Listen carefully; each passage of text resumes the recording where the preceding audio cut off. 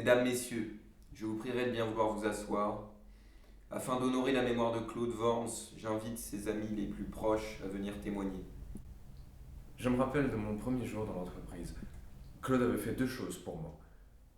Il m'avait fait comprendre la raison d'être de mon métier, et pour moi aussi, il avait fait de l'entreprise une véritable famille.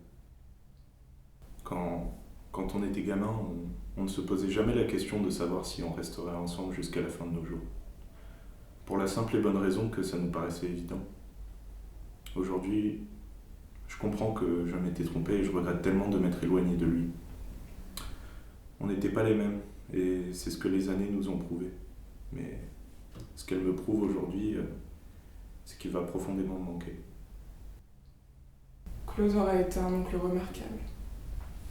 Je me souviens qu'il s'est très vite intégré à la famille.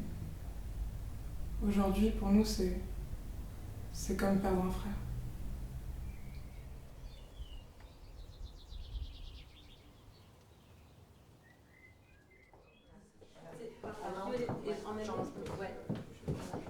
Merci de cet accueil.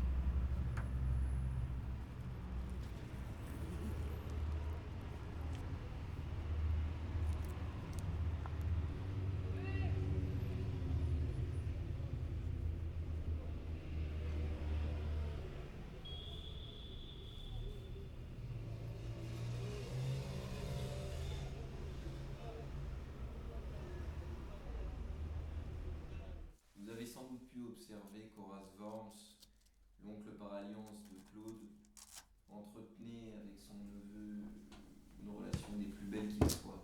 C'est pourquoi j'invite Horace Worms à nous rejoindre dès à présent. Vous êtes? Je suis Horace Worms. Si vous en doutez, regardez sous ma jupe. Et maintenant, je vais parler au nom de Claude. Écoutez bien, écoutez-le bien. Il parle par ma voix. C'est lui qui dit je.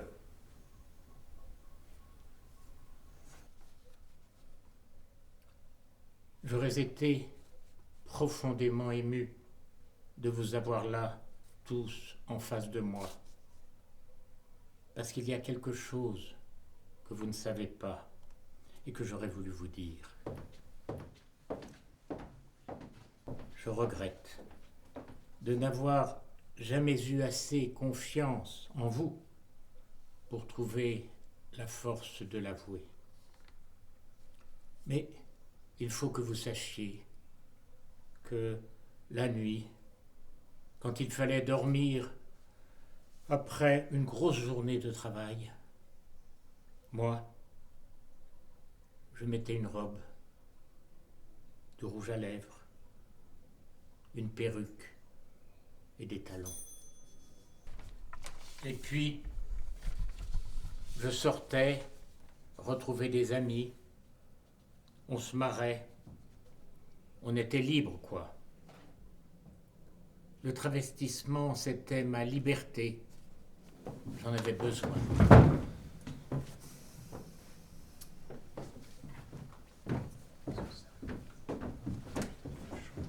Et c'est pour ça que j'ai vécu jusqu'à pas d'heure, jusqu'au bout des tubes de rouge à lèvres, jusqu'au bout des talons aiguilles.